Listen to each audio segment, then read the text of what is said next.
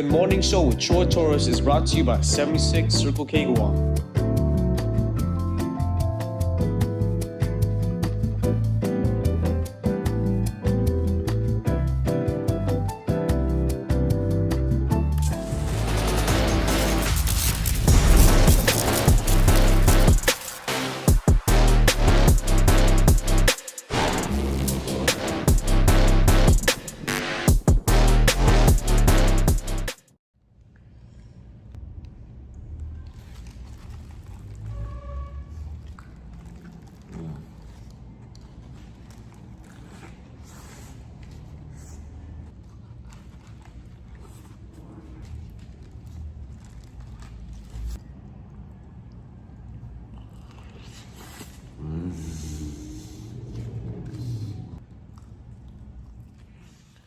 Good morning. It's 7:22 a.m. on Thursday, July 2nd, 2026. My name is Troy Torres, and momentarily, Landon Aydlett from the National Weather Service Guam office will be joining us. Now, I looked at the Joint Typhoon Warning Center's overnight forecast change or guidance, and if I'm reading this correctly, and we'll ask Landon Aydlett about this, uh, it, it doesn't look good. This is a prepare now is what I'll say. That use that, and it's sunny and it's hot outside, at least in Guam.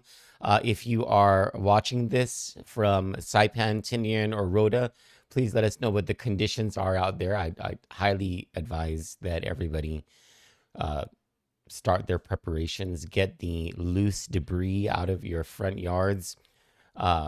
If you require typhoon shutters, like you have to put the plywood against the holes that you've already drilled, maybe do that now so you're not worrying about that later.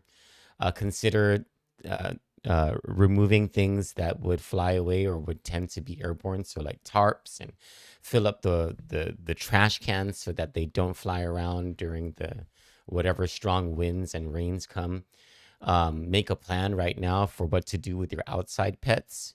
And the plan really should be to bring them in during the onset of the heavy rains and the winds, wherever this thing goes, Guam, Rhoda, Tinian, or Saipan. Your 7 to 10 days of food and medication and pet food. Homeland Security in CNMI and Guam Homeland Security in Guam, on their websites, they have these checklists that help us to figure out how to prepare. So, things like candles and flashlights, or if you have generator, enough gas, go gas your cars now. Um, uh, get what you need to get at the hardware store, at the gas station, or whatever the case may be. And we're going to talk to Landon Aydlett on the other side of the commercial break to see whether what I'm looking at, whether my eyes on what's being forecast or being predicted by the Joint Typhoon Warning Center is as ominous as it looks to, my civilian eyes. We'll talk, man. Maybe it's not as bad as I'm thinking, but I don't know. I see numbers going up, and I see a certain stuff. So we'll talk to Landon on the other side of the commercial break. Stick with us.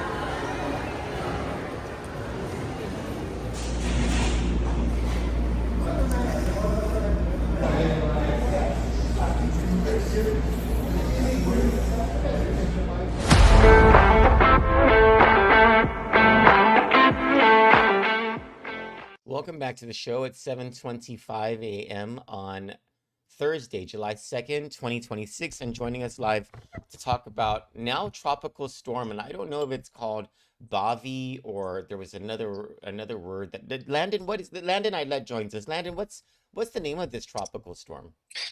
Right now, it does not have a name yet, and that means that Joint Typhoon Warning Center does analyze this as a tropical storm, but because it's not named, it means that the Japan Meteorological Agency, their Tokyo Typhoon Center, they have the naming responsibilities. They still consider this a tropical depression, so they will assign the name Bavi, which is next on the typhoon committee list, once they've analyzed it to be tropical storm intensity, and that could be any moment this morning, I would say. Okay. So it likely will become it likely will be named Tropical Storm Bavi, but as you predicted overnight, it was upgraded to a tropical storm by the Joint Typhoon Warning Center. That's correct. So early this morning in their bulletin at 1 a.m., they did upgrade it to a tropical storm with maximum winds of 40 miles per hour. Since then, in their number 4 bulletin at 7 o'clock this morning, they have upgraded it to 45 miles per hour. So it's steadily intensifying. Now, here's where it gets ugly. My concern, as well as theirs in their bulletin, their reasoning, is rapid intensification is anticipated, and they state that the environment right now is conducive to rapid intensification in the next couple of days. So this is going to be a big concern. The forecast from Joint Typhoon Warning Center, and therefore our forecast here from the Weather Service, does include that in the forecast track, as well as our wind speed expectations. We are anticipating the possibility of a major typhoon that's a category 3, 4, or 5 passing through the islands at the time of passage Sunday and Monday. Now it looks more likely. I'm sorry, go ahead. Yeah, it looks more likely now with the Joint Typhoon Warning Center and their 7 a.m. bulletin putting a super typhoon category 4 somewhere through the Mariana Islands. Right now, the tracks have been holding very steady since yesterday afternoon, holding very steady near or south of Tinian. We can see additional shifts and wobbles to the north or to the south, as we still have 3 days before the thing passes through. So there's still a lot of time for a lot of changes to happen. But right now, all the prognosis, all the indicators is that it's going to be something powerful and something bad for the islands, especially if an island is nearby or receiving a direct passage. Guam is still very much in the crosshairs. So I was looking at it sounds like my civilian read of the Joint Typhoon Warning Center latest bulletin was right then. So I was looking at the 96 hours out, the long range outlook, Joint Typhoon Warning Center, and noticing that there was a slight movement south, which would bring the center of Bavi more south of Tinian and a little closer to Rota. That was some of the trends overnight. This latest bulletin that just came through did bump it just a couple of miles to the north. Okay. So it's passing very close to Tinian. It's bobbling. Is that the word, bobbling? Bobbling, wiggling. Bobbling. I also noticed that the Joint Typhoon Warning Center's predictions on its strength when it gets to the closest area to the Marianas has increased significantly from 115 knots in its prediction last night to 135 knots in its prediction this morning, which is about 155 miles per hour. Am I reading that correctly? Oh, that's correct. Okay. Yeah, that's correct. So these intensities have been steadily increasing, and this is as more information, data, and observations go into these forecast models, as more gets collected and more goes into the analysis. And so this is why we see those shifts. This is why forecast models are updated every 6 hours. Windy, the weather apps, they all show these weather models, and they change every 6 hours. But now we have a lot of information coming in on this tropical storm 9W, and things are going to be coming into steady resolution as we move forward from this point. But again, things will still change, things will still shift. But right now, the outlook is quite grim for our region. In my draft, which of course I'm going to run by you, I used the word ominous because after looking at what the Joint Typhoon Warning Center put out this morning, is the cone of trajectory getting more narrow, or is it still south of Guam all the way through Pagan as a possibility? Yeah, that's still a very reasonable looking at the cone, but we're looking at the models, and it's starting to show some signs of shrinking that cone of possibility, but the possibility is the cone still extends from south of Guam to close to Pagan. So there's still some wiggle room, but of course, 66% of the time that center of this tropical cyclone stays within that cone. 33% of the time it does something else. And so we can always hope and pray for something else, preferably well to the north to avoid Micronesia and the Marianas, but most likely it's going to stay within that cone, and all of Guam, Rota, Tinian, and Saipan are well within that cone. Let's say that the Joint Typhoon Warning Center forecast track holds up, and it's a consistent passage through, and the center of Bavi having maximum sustained winds of 155 miles per hour with gusts to 195. Let's pretend, right? Let's say the center of it does go through that channel between Rota and Tinian. What kind of weather could we expect in Guam, Saipan, Rota, and Tinian? Well, let's first say this. Think back to 2023 October. Typhoon Balawan passed through the region. That was a Category 1 becoming a Category 2 at the time of passage to the islands. It passed right between Rota and Tinian over the open waters. So both Rota and Tinian and Saipan, they felt some impacts from that typhoon, but those strongest typhoon force winds, they're close confined to that center and were only over the open waters. Neither Rota nor Tinian saw typhoon force conditions. And so think about this, as you go farther away from that center, the winds drop off, they weaken. So these strongest winds, if this is going to be a super typhoon at time of passage, those super typhoon force winds will probably extend maybe 10 or 15 miles from the center. Once you get farther away, the peak winds decrease. Okay. And so when Sulaku hit Saipan and Tinian, they had the full brunt. Rota had less. Guam had tropical storm force conditions. If this passes over, smack over the Rota channel, we'll have a lot more impacts. We'll have typhoon force conditions, but the strongest winds will hopefully stay offshore and over the waters, similar to between Rota and Tinian. That might be a best case scenario in another couple of days, but again, maximize your preparedness. Take actions now while the weather is great, fair, and favorable outside. This is a great condition to be working outside, cleaning, securing your yard. There's tents, canopies, tarps, people across Saipan that living in those FEMA tents. This potential winds will exceed their ratings, the wind ratings for those tents. And the advice still is Guam, Rota, Tinian, and Saipan all have to prepare for the possibility of a direct hit at this point, right? Yeah, absolutely. We're well within that cone, and so a direct hit is possible for any one of our islands. Okay, all right. And so it's prepare now. That's we're in it. Yeah. And what I've been urging people at the Homeland Security offices across the region and otherwise is everyone should plan for and anticipate tropical storm force conditions. But depending on where this tracks, any one or two islands could see significantly worse conditions. So stay tuned. Where is it presently located? Is it where JTWC says, or do you guys have an update? Because I'm showing 10.5 north, 161.4 east. Yeah, that was the earlier bulletin, number 4 that came out at 7 a.m. We're looking at 10.8 north, 160.9 east. It was moving northwest at 15 miles per hour. So that's good. It's gaining latitude, but the track does anticipate it shifting more toward the west-northwest once it gets under a little bit more steering from a subtropical ridge to the north. So this is gaining latitude, but we're still expected that turn more to the west to occur in the next day or two. And that's going to keep it on the track toward the Mariana Islands. Did you say 10.8 north and 160.3 east? 160.9 east. Nice. And sustained winds are now 45 miles per hour. 45. So it is strengthening. And that's it's moving at 15 miles per hour and moving in a north-northwest motion. And it is anticipated to slow down and to then take a veering west. Is that correct? It's moving northwest at 15, okay. And it's going to be slowing just slightly and shifting toward the west-northwest in the coming days.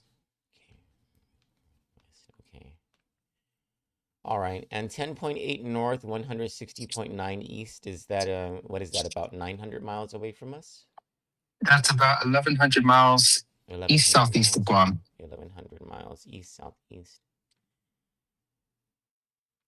So it's between 11 to 1,200 miles east southeast of Guam and Saipan. Would that be correct?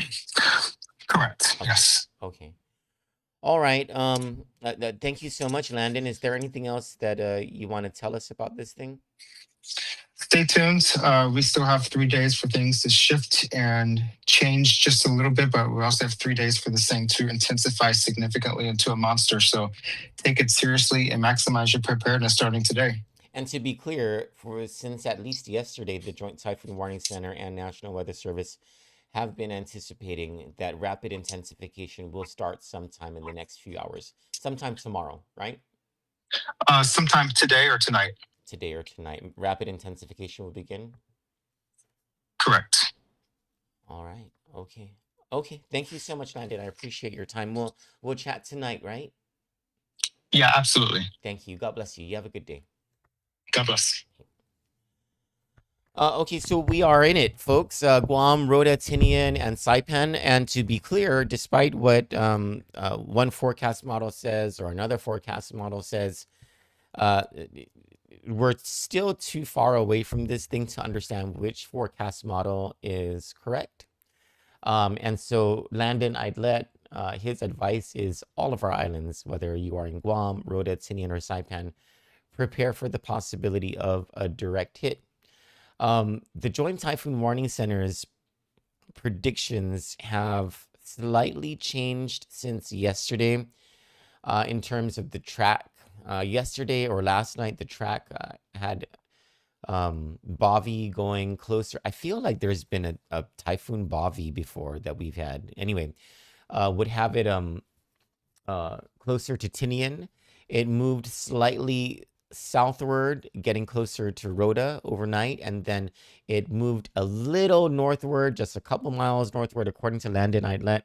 But still too far away to understand that that's the exact track that it's going to take, because it's possible it could go to Guam, Rota, Tinian, or Saipan, or the waters in between. It's even possible it can go north of Saipan.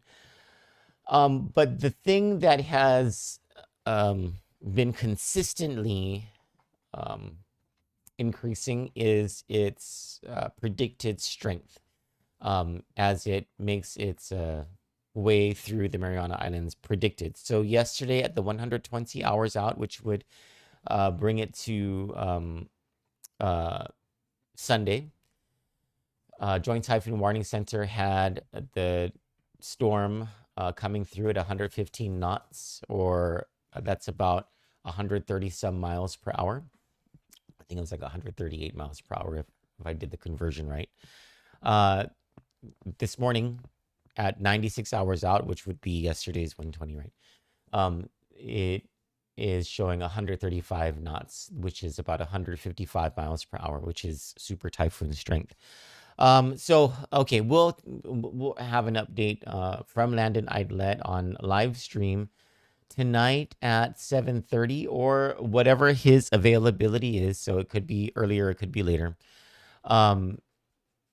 And in between that, I'm almost certain that we're going to have updates on Kandit's website, which would go straight to our WhatsApp channel. The link to our website stories would go into our WhatsApp channel, and that's normally where our audiences get the news first. And then we populate that news onto Facebook, an abbreviated version on Instagram because of the character limit. And now we're also posting to YouTube. I'm old, so I didn't know that YouTube does posts. I only recently found that out. So I was like, oh, let's post this to YouTube too. And it's become a pretty popular thing. Anyway, so, like, share, follow, all that stuff, our Facebook, Instagram, and YouTube pages, and especially visit our website, www.kanditnews.com. People find us on the WhatsApp channel. You do a search thing under channels, you do a search for Kandit News, and we're the yellow thing with the red and the K in the middle. It's our logo.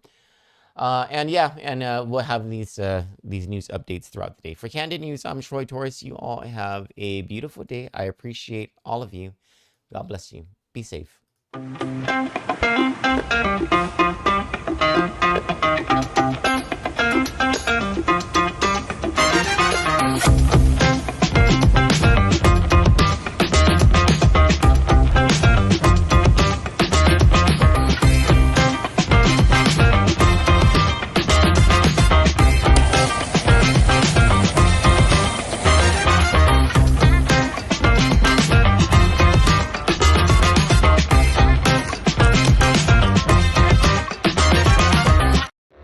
We delivered. Guam Autospot is extending our overstock sell-off with the hottest deals on island, like our 2025 GMC Canyon with $4,000 off. Or slide into a brand new Mitsubishi Eclipse Cross, starting at just $24,995. September is your chance to drive big and save even bigger. Visit us today or get pre-approved online at guamautospot.com or call 478-AUTO. Guam Autospot, where the savings never stop.